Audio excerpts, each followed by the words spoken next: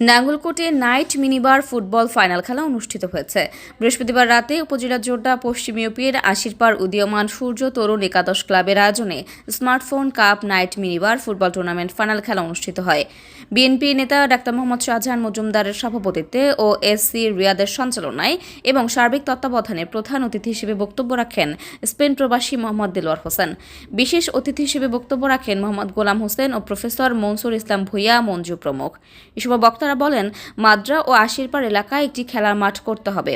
খেলার প্রতি মানুষের আগ্রহ কমে গেছে, তাই বর্তমান তরুণ ও যুব সমাজকে রক্ষা করতে হলে খেলাধুলার বিকল্প নেই।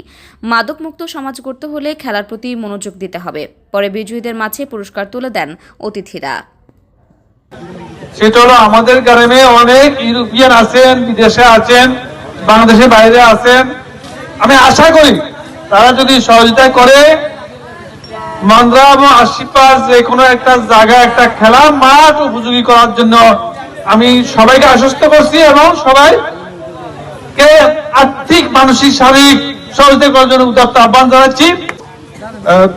আমাদের তরুণ সমাজকে খেলাধুলার সাথে জড়িত থাকতে হবে, নয়তোবা মাদকাসক্ত আর নয়তোবা জুয়ার সাথে এই সমাজ জড়িয়ে যাবে।